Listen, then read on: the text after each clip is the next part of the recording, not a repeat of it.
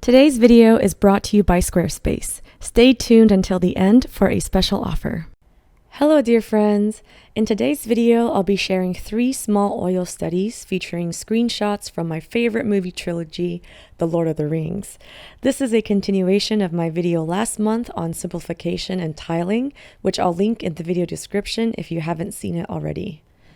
Real quick before I start, if you'd like to see a 60-minute tutorial of this video with a color mixing demo, along with hundreds of hours of exclusive content and monthly art rewards, feel free to check out my Patreon at patreon.com/happydartist. This first study features a scene of Arwen and Aragorn in Rivendell with a predominantly blue color scheme. The objective of these studies is to break down the reference image into simple, basic, abstract shapes that convey the details without needing to manually render every last pixel. Exercises like this help us interpret the bigger picture compositional elements and also teach us how to tile oil paint, which is basically mixing the color accurately, loading up your brush with a generous amount of that color, and then laying down the color and leaving it alone without overblending it. We then repeat the same steps for all the other chunks of color, and in the end, we end up with a process similar to laying down bathroom tile. The idea is to group similar values together into these kind of abstract puzzle pieces, and then piece together these pieces as you lay down more tiles, completing the puzzle as you progress the painting. In school, I've focused a lot on unlearning some bad habits I had picked up in my years of being self-taught, and overblending is a huge problem area for me. My teachers call it petting the canvas because when you overblend, your brush keeps stroking the canvas over and over again as if you're petting it like a dog or a cat, when you should just be laying down the paint and leaving it alone most of the time. And the reason why overblending is a problem is because when you overblend the paint, you're losing important value distinctions. Blending should only be used to soften the edges between 2 adjacent tiles, but it should not be the main technique used to apply the paint initially. Because when you lay down a darker value tile next to a lighter value tile and you overblend the 2 of them, they end up averaging each other out to be this medium value, and you lose the contrast of darks and lights. So when I first heard this feedback, it kind of blew my mind because up until that point, I had assumed that the only way and the best way to apply oil paint was to softly blend it to achieve an almost airbrush-like quality. But yeah, I was totally wrong on that. Our teachers say that as an oil painter, you should be spending way more time on your palette than on the canvas, meaning you need to take the time to mix the colors accurately to fine-tune each color pile so that it's the correct saturation, hue, and value, and then apply that color onto the correct location of your canvas. Most of the problem solving needs to be figured out on the palette first and not on the canvas itself.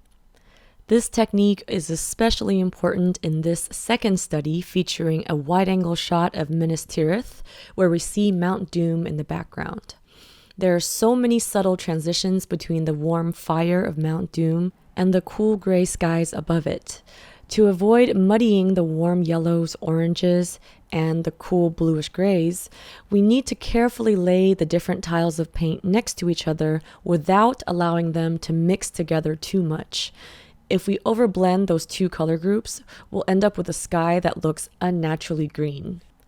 This scene is also an extra valuable learning experience for me because it's not too saturated. Other than the small patch of Mount Doom fire in the distance, the majority of the shot is in different shades of neutrals. There are bluish grays on the mountains, greenish grays on the grass, and a light beigey gray in the center.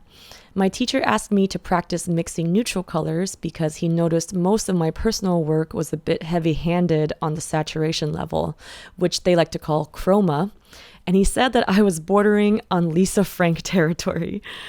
It's important to learn how to utilize the duller neutral colors to allow the small accents of chroma to really pop out. If the entire painting is too overly chromatic, then they're all fighting for attention, and it doesn't give the viewers any eyes to breathe and doesn't give any particular element room to shine. To mix the neutrals, I often just started off with a gray made with black and white paint, And I first looked at the value of the color I wanted to mix from the reference photo. And if it was a darker value color, I would start with a dark gray and then introduce small amounts of the actual color into it. So for a dark bluish gray, I would just first mix a pure dark gray and then add tiny bits of cobalt blue or cobalt teal. If it was a lighter value color, I would start with a light gray or sometimes just pure white, and then add small bits of color into it, such as raw sienna or yellow ochre.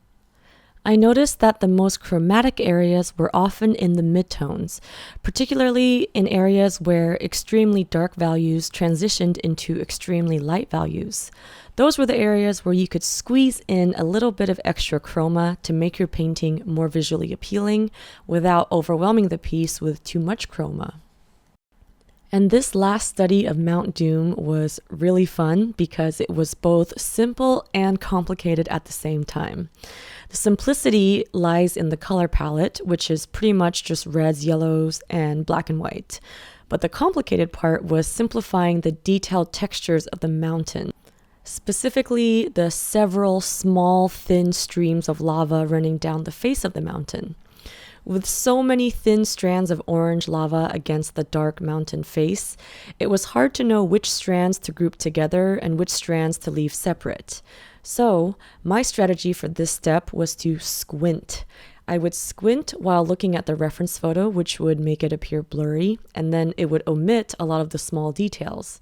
That way, I could see which lava strands were still visible and which lava strands seemed to disappear or become grouped together with other lava strands.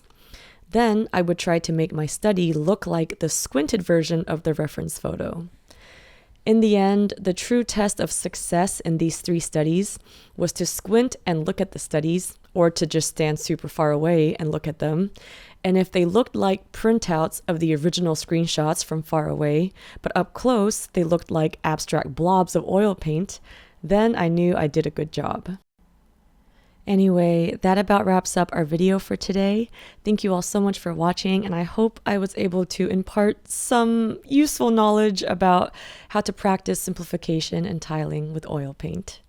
And of course, you guessed it, my eternal never-ending sale is still going on in my shop, so if you'd like 20% off your order of prints and originals, just enter the code HOLIDAY at happyd-artist.com. And if you're interested in learning more about how to paint and draw, I have lots of art educational content on my Patreon page, including exclusive video tutorials, step-by-step photo tutorials, live streams, podcasts, and even surprise art gift boxes. All available at patreon.com/happydartist.